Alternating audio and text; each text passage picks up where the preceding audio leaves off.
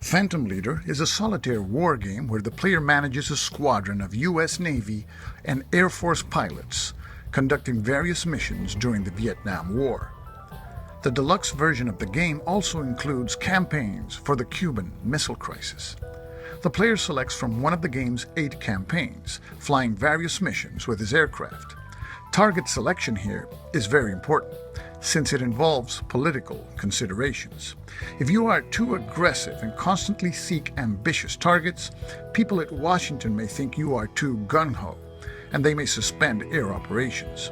On the other hand, if you are too conservative in the selection of targets, you may not be able to score enough victory points and you will be blamed for losing the war. Before flying each mission, you must carefully select which aircraft will participate in the same, as well as the kind of air-to-air and air-to-ground armament each pilot will carry aboard their plane.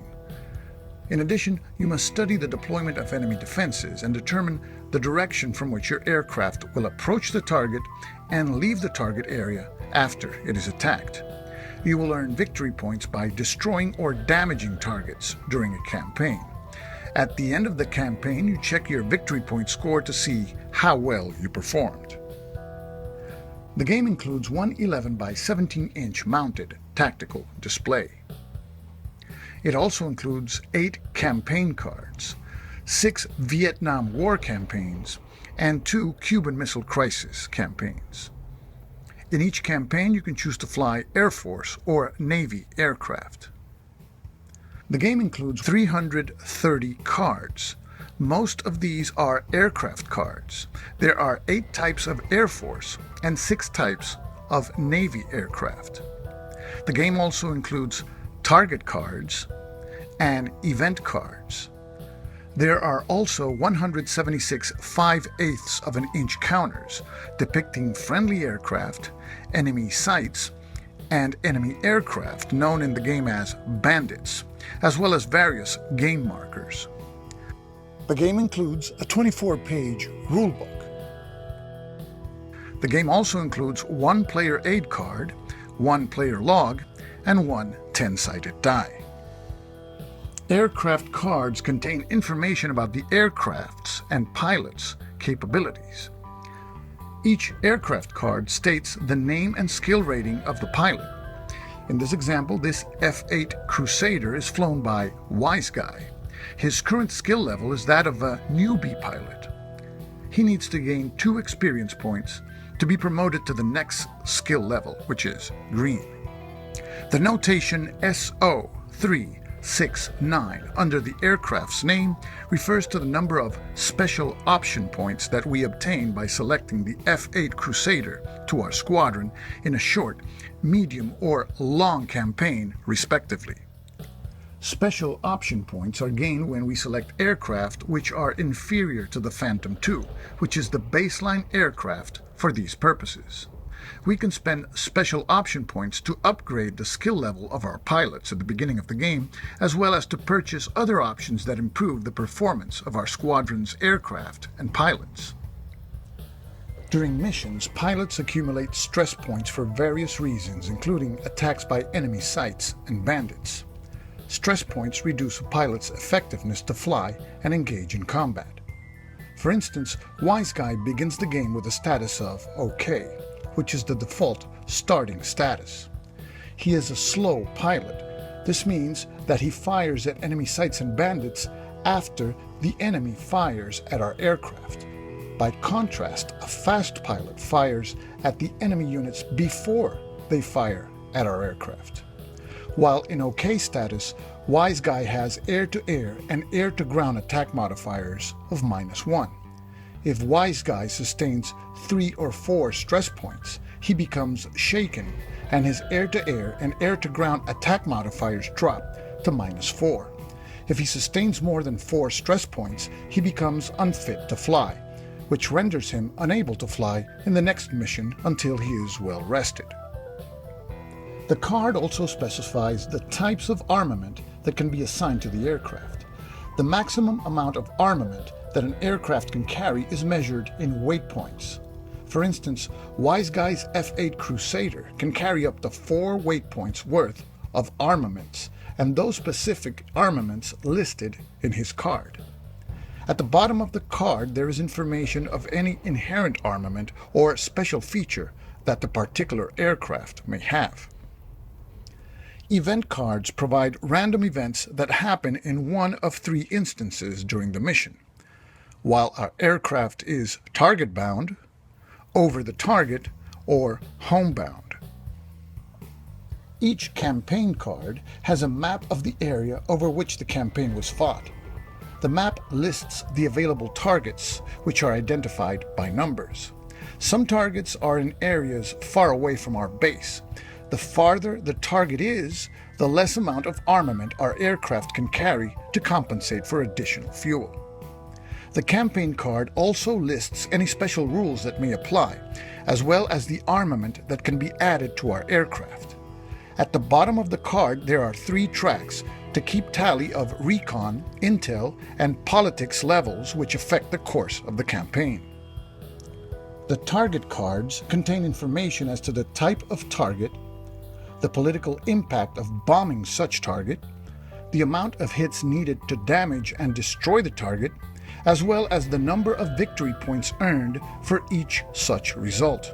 Also, the card shows the numbers of bandits and sites defending the target. The tactical display contains a detailed summary of the sequence of play. Instead of explaining the rules, we will play one full mission, which is contained in the extended example of play in the rulebook. Today we will be playing a mission in a campaign of Phantom Leader, the Vietnam Air War solitaire strategy game. The campaign is Linebacker, the U.S. Navy campaign of 1972.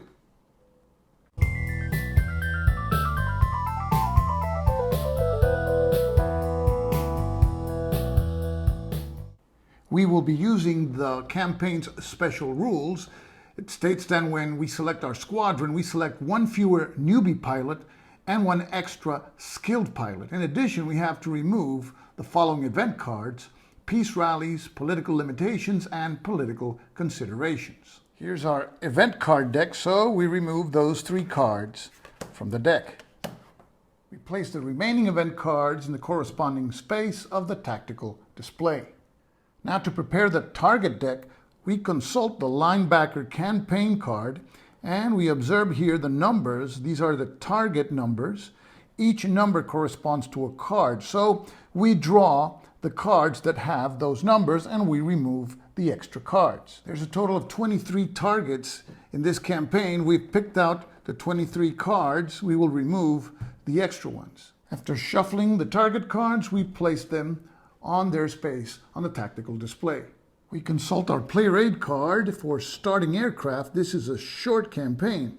Normally we would have 1 newbie, 2 green, 4 average, and 1 skilled pilot, but because of the special rules for this campaign, we pick no newbies and 2 skilled pilots.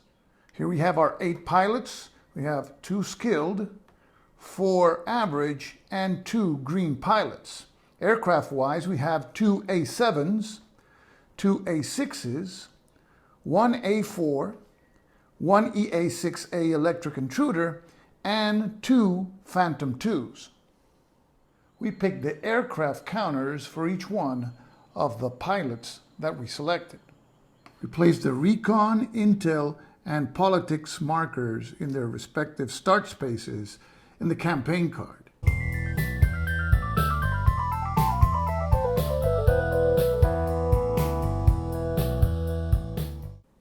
We draw 2 target cards. We drew the factory target and a minor bridge. As shown here, the factory has a politics value of 4. Minor bridge only 1. Up to 7 of our aircraft can participate in the attack on the factory, up to 4 on the attack on the minor bridge. We select the minor bridge as our target. Because the minor bridge has a politics value of 1, we move the politics marker 1 box to the right. This track tells us which kinds of targets we can select based on their political value. We place the selected target card in the center area of the tactical display. The target card tells us what kind of defenses this target has. In terms of sights, there are 2 sights in each of the approach areas and 2 sights in the center area. In addition, there are no bandits in the approach areas, but 2 bandits in the center area. We fill out a campaign record sheet, the name of the campaign, the duration, and the number of days. Here we record the initial special option points, any bonus points we obtain by selecting aircraft which is inferior to the baseline aircraft, which is a Phantom II, and any starting option purchased. In this case, we upgraded 2 aircraft, so each upgrade cost 6 special option points for a total of 12. And here we record the identity of the target for each one of the missions. In this case, it was the minor bridge, which is target number 8. We record the number of cool points in this column. That is the number of stress points that are removed after each mission for each of the pilots.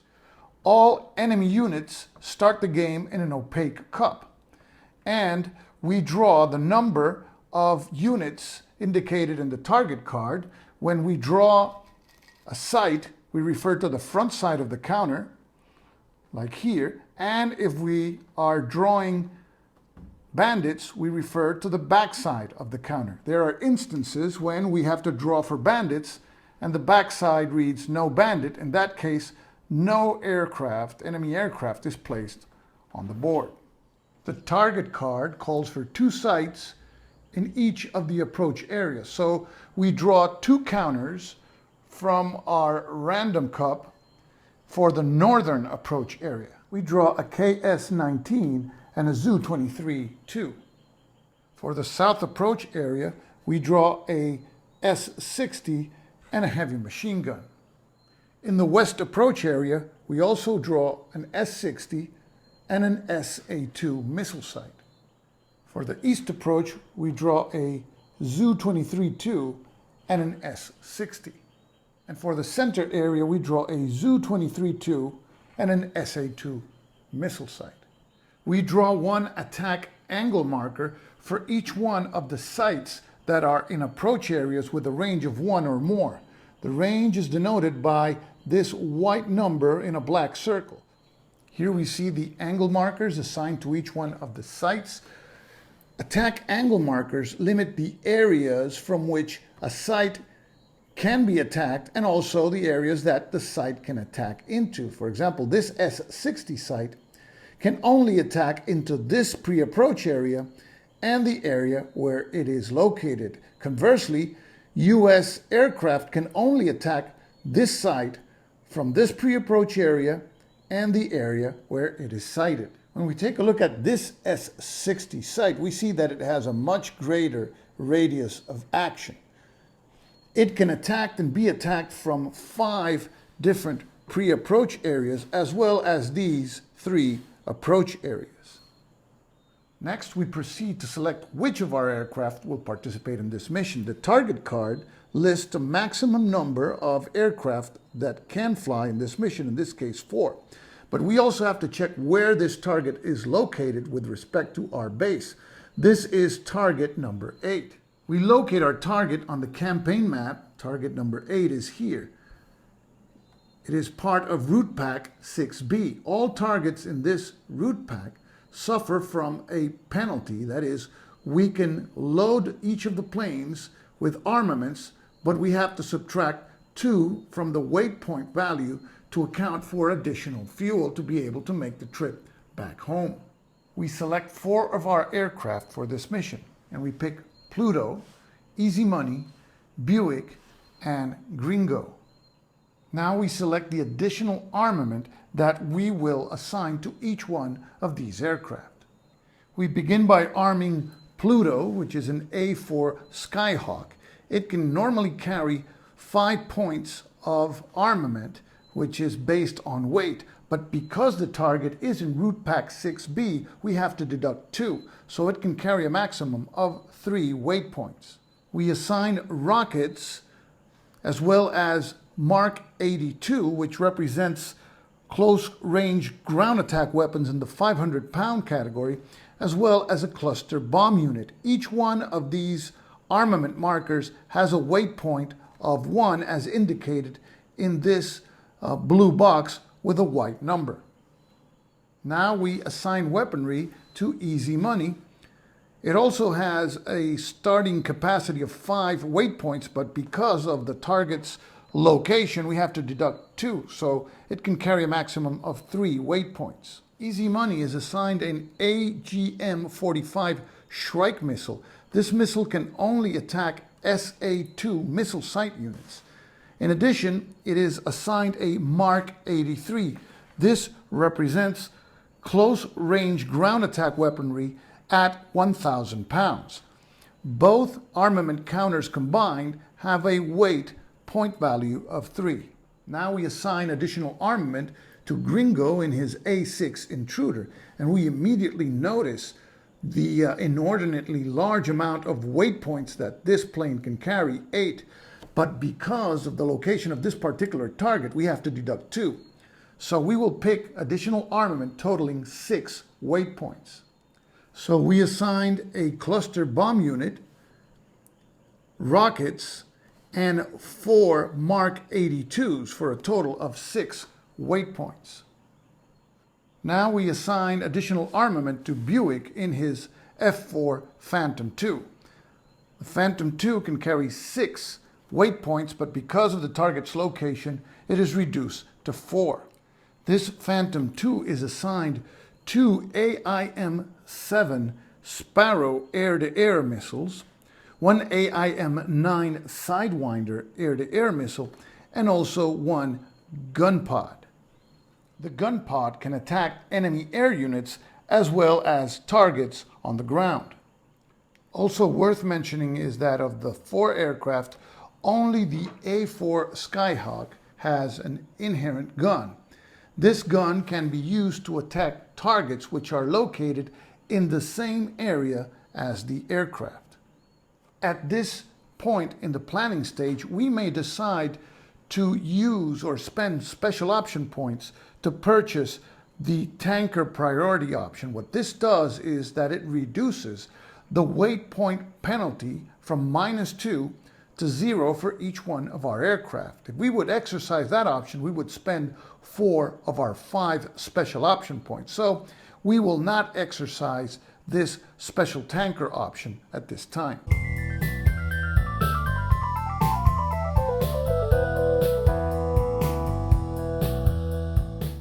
Our aircraft are about to take off from the carrier, so we now start the mission. We flip an event card and we consult the topmost result, which is the target-bound event. And it reads, pre-strike, destroy any one site. And we select the KS-19 site in the north approach. And the site is destroyed. The destroyed site is placed back in its cup, as well as the attack angle marker. We place our 4 aircraft in the north pre-approach area together with a flight path marker. Notice that we are using wooden blocks to give height to our aircraft, so you can easily distinguish between high-flying aircraft and low-flying aircraft. We are required to place an exit flight path marker. Our aircraft will exit the tactic display through this pre-approach area or any area adjacent to where the marker is located. It is important to note that Easy Money is flying an EA-61 electric intruder. This aircraft has a very special feature. As shown here, we subtract 1 from all site and bandit attacks that target any of our aircraft in the same area as the electric intruder. So here, the electric intruder's special feature protects all of our aircraft. Now that our aircraft have been placed on the tactical display, we determine which 2 bandits are placed in the center area as called for by the target card. We draw one bandit, and it is a MiG-17. So it is placed in the center area. Now we draw the second bandit, and the result is no bandit, so we placed the marker back into the random cup, and only one bandit will respond to our attack, the MiG-17. Now we consult another event card to see what our over target event will be. That is the event listed in the center of the card, and it reads, move each of your flight path exit counters one pre-approach area counterclockwise. We only have one flight path exit counter, and we move it one area counterclockwise. Now we start the first of 5 turns over target.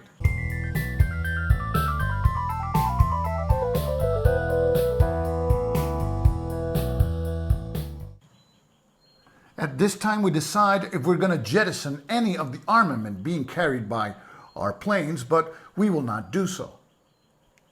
Next, our fast pilots can fire at the enemy defenses before they fire at them. Conversely, our slow pilots have to wait until the enemy defenses fire for them to be able to fire back. We have 2 fast pilots, Pluto flying the A4 and Buick flying the Phantom II. Buick will fire both AIM-7 missiles against the MiG-17, and notice that Buick has a +1 air-to-air modifier. So Buick fires both Sparrow missiles, and he needs 6 or more to hit with a +1 modifier. The first missile rolls a 2 modified to a 3 and misses. And the second missile rolls a 4 modified to a 5 and it also misses. And we discard both AIM-7 counters. Pluto is also a fast pilot, and he could attack now, but we're gonna save his armament for when he gets closer to the defenses. Now the enemies fire at our aircraft. Note that this missile site has a range of 2 and it could conceivably attack here, but because of the attack angle marker, that pre-approach zone is not within its radius of operation, so that missile site cannot fire. This missile site, however, has a range of 2 and can attack any of the aircraft here in this pre-approach area. So we roll a die and randomly select which aircraft it will be attacked. We will assign numbers 1 and 2 to Pluto, 3 and 4 to Easy Money, 5 and 6 to Gringo, and 7 and 8 to Buick. We rolled an 8, so Buick will be the target. The sight now fires, and we use these 3 numbers to determine the effect. If it rolls less than a 6, it's a miss. A 6 or a 7, and the target suffers 1 stress. An 8, and the target is damaged. 9 or more, the target is destroyed. Buick, the attacked pilot, can choose to go evasive, and he decides to do so, but that earns him 2 stress points. Buick has evaded. In a regular attack, we roll 1d10 and apply the result. But because the target, in this case Buick, has executed evasion, we roll 2d10 and we select the lowest number. So we roll a 7 and a 3, and we will select the 3. And since 3 is lower than the lowest number here, which is 6, the result of the attack is no effect. No other enemy units can fire at our aircraft, so now our slow pilots fire. Easy Money is one of our slow pilots. He's piloting an electric intruder, and he has an AGM-45 Shrike missile, and he will fire that missile. Shrike missiles can only attack SA-2 missile sites, and we roll 1d10. We need 5 or more, and there is no modifier because Easy Money's air-to-gun rating is +0. The die roll is a 9, and the missile site is destroyed.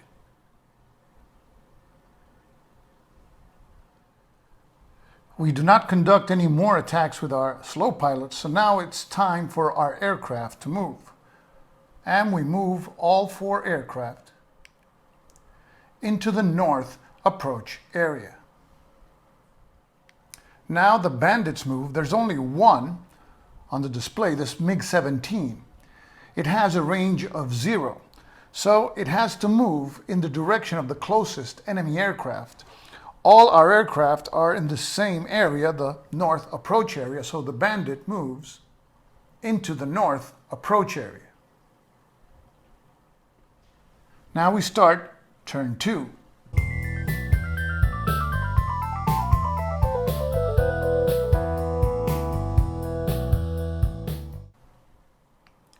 None of our aircraft will jettison any armament, so now our fast pilots attack.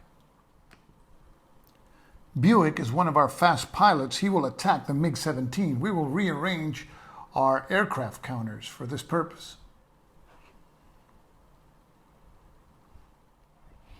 Buick will fire this AIM-9 Sidewinder missile. Note that it has this stripe, which means that it is an air-to-air weapon.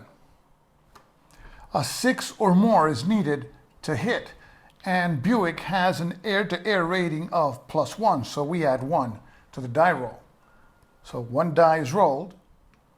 The result is a 1 modified to a 2. Buick misses. Now it's the enemy's chance to attack. The MiG-17, which has a range of 0, is in the same area as our 4 aircraft. We randomly select 1, which the MiG-17 will attack. We assign numbers 1 and 2 to Buick, 3 and 4 to Pluto, 5 and 6 to Easy Money, and 7 and 8 to Gringo. And we roll 1 die. The roll is a 3, so Pluto will be attacked. Buick attempts to suppress the bandit's attack. He has to roll using his gun pod. Note that the gun pod is not expended when it is used. However, we need a 10 or more. Buick has an air-to-air rating of +1. So we roll 1 die. The result is a 4 modified to a 5, and Buick fails to suppress the bandit's attack.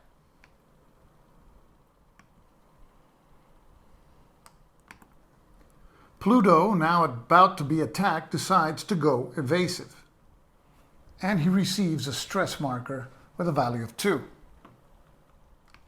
Now we resolve the bandit's attack. Note that we subtract 1 from the die roll because of Easy Money's defensive abilities, which extend to all of our aircraft in the same area. In addition, because Pluto is evading, we will roll 2 D10 and we will select the lower die roll.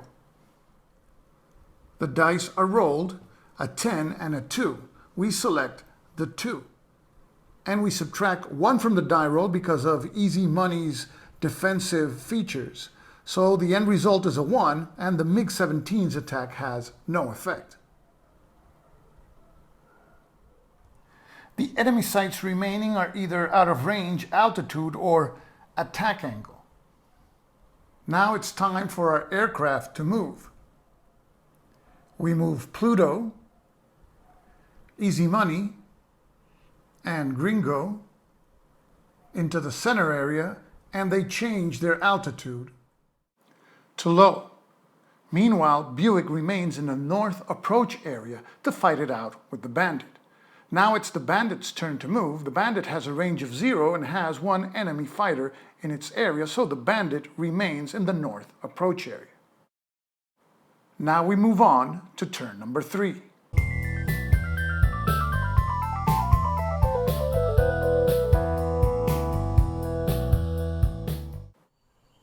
None of our pilots will jettison any armament. So now we attack with our fast pilots. Buick, one of our fast pilots, will attack the MiG-17 with his gun pod. Buick needs a 10 or more, but he has a +1 because of his air-to-air skills. A die is rolled, a 9 modified to a 10, and the MiG-17 is destroyed. Our next fast pilot is Pluto. Pluto will drop his Mark 82 bomb over the bridge. Pluto drops the Mark 82 bomb. Now a die is rolled. If we obtain a 7 to 9, it will be 1 hit on the bridge, a 10 or more, and 2 hits. However, the bridge is a small target, so we have to subtract 1 from the die roll. The roll is an 8 modified to a 7, so the bomb only causes 1 hit. And we place a 1-hit marker on the bridge. Now it's the enemy site's turn to attack. The Zu-23-2 fires at one of our aircraft in the center area. We randomly select one aircraft. We will roll a die, Pluto 1 or 2, Easy Money 3 or 4, and Gringo 5 or 6. A 5 is rolled, so Gringo is the site's target. Before the site actually fires, one of our pilots may try to suppress the attack. Gringo will fire his rockets to suppress the site's attack. So Gringo fires his rockets at the enemy site to suppress it. The rockets hit with a 7 or more. There is a +3 modifier for the rockets themselves and a +2 for Gringo's air-to-ground skills, for a total of +5. Gringo rolls a 6 modified to an 11, and the enemy attack is suppressed. None of the other enemy sites can attack any of our aircraft. Note that this Zu-23-2 site, although in the same approach area as Buick, can only attack targets who are flying at low altitude, and Buick is flying at high altitude. Now it's the turn of our slow pilots to attack. Easy Money is one of our slow pilots, and he'll attempt to drop the Mark 83 bomb on the target. Easy Money drops the bomb, the Mark 83. Now we roll 1d10, 5 or 6 is 1 hit, 7 through 9, 2, and 10 or more, 3 hits. There is a -1 modifier because the bridge is a small target, and Easy Money's air-to-ground skills are +0, so the net modifier is a -1. The result is a 10 modified to a 9, so the bomb causes 2 additional hits. And that leaves the bridge with 3 hits so far. And now it's Gringo's turn to attack. And Gringo will drop all 4 Mark 82 bombs and the cluster bomb unit on the bridge. Note that Gringo has a +2 air-to-ground attack modifier. He drops all 4 Mark 82 bombs, and the roll has a +2 for Gringo's air-to-ground skill, but a -1 because of the small target. The first 2 die rolls are a 2 and a 4 modified to a 3 and a 5, both miss. We roll for the next 2 bombs. The roll is a 6 and a 7 modified to a 7 and an 8 respectively. Each bomb causes 1 additional hit, which increases the minor bridge's hits to 5. Now Gringo drops the CBU, and we roll 1 die. We need 8 or more to cause 1 hit. 2 is added for Gringo's air-to-ground skill, and -1 for the small target. A 3 is rolled, modified to a 4, so the CBU misses. And that's the end of the attacks of our slow pilots this turn. Now our aircraft can move and adjust altitude. Pluto, Easy Money, and Gringo, currently in the center area, now move to the east approach area, and they change their altitude to high. Meanwhile, Buick also moves to the east approach area, maintaining his high altitude. And now we move to turn number 4.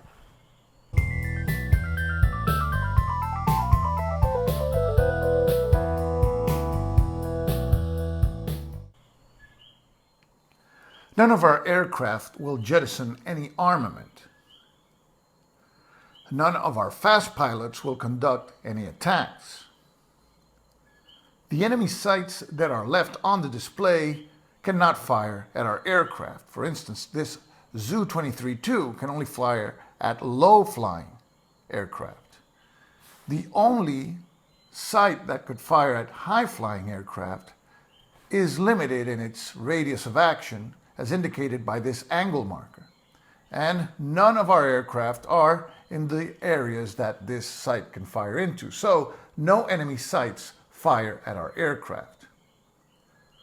None of our slow pilots will attack either. So we now go to the subphase where we move our aircraft.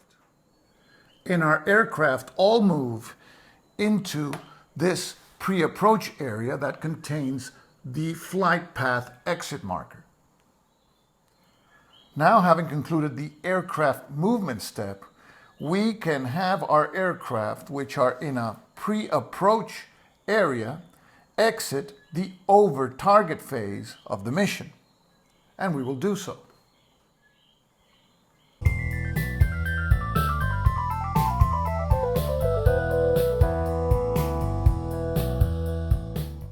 Now we begin the homebound flight phase by drawing a homebound event card.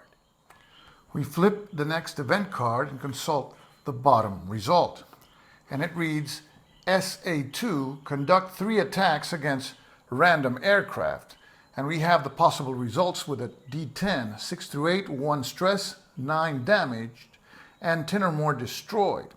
Now we can cancel 1 attack for each air-to-ground counter that we expend. Only Pluto has air-to-ground armament that we can expend to reduce the number of attacks, so we spend the rockets and CBU, and we will conduct 1 attack on one of our aircraft chosen randomly, and we will assign 1 and 2 to Pluto, 3 and 4 to Gringo, 5 and 6 to Easy Money, and 7 and 8 to Buick. The random result is a 7, so Buick is our aircraft which is targeted by the SA-2s. Now the SA-2 attacks Buick. Buick will evade, and by evading, his stress is increased by 2 and is now at level 4. At level 4 he is shaken, his speed is now slow, air-to-air and air-to-ground ratings are decreased. Now we resolve the SA-2 missile site attack, and we roll 2d10 and we can select the lowest die roll. We roll a 10 and a 7, so we select the 7. The 7 is modified by a -1 because of Easy Money's defensive abilities, which extend to aircraft which are in the same area. So the 6 results in 1 more stress point against Buick. So his stress increases now to level 5, and he is at the maximum amount of stress at the shaken level. We just concluded the draw home event card subphase. We do not have to roll for search and rescue because none of our aircraft were shot down.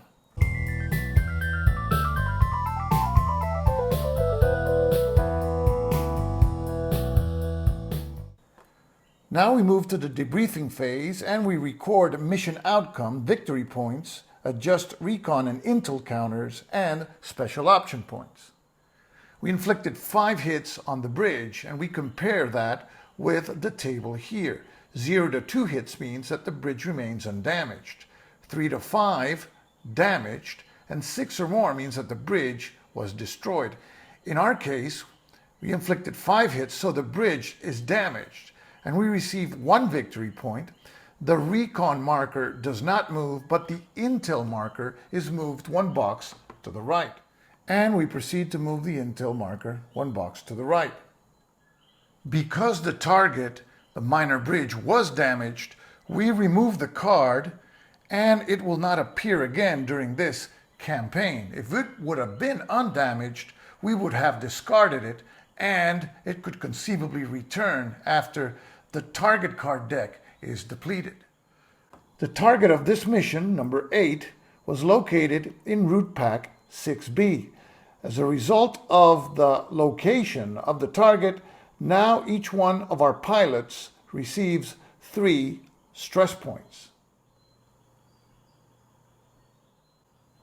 As a result, Pluto has 5 stress points and now he is shaken. Gringo and Easy Money each have 3. They are still okay. However, Buick has 8 stress points and he is unfit to fly because 8 is greater than the greater number of stress points for the shaken level. We have now 1 unfit pilot in our squadron. We have now the option to transfer him out of our squadron, but that may add stress points to our remaining pilots, sort of a demoralization effect. Buick, the unfit pilot, is a skilled pilot, so if we transfer him out of our squadron, the other pilots will each gain 1 stress point. So we decide to keep him in our squadron for now. After adding stress points to our pilots due to the target stress value, now we conduct pilot stress recovery. In this particular case, the 4 pilots who participated in this mission have a cool rating of 0, so no stress is removed as a result of their cool rating. Now we move the politics counter 1 box to the left and it is now at its starting position. And for our next mission, we can select any target with a value of 5 or less. That means any target in the game. And finally, we record pilot experience and stress points. In this mission, each pilot earns an experience point just for flying the mission. And we record here the number of stress points they have remaining. And this concludes our sample mission. Much of the appeal of this game derives from the story that develops mission after mission in the campaign. I hope that this video has given you a good idea of the flow of the game and what the game has to offer. Thanks for watching.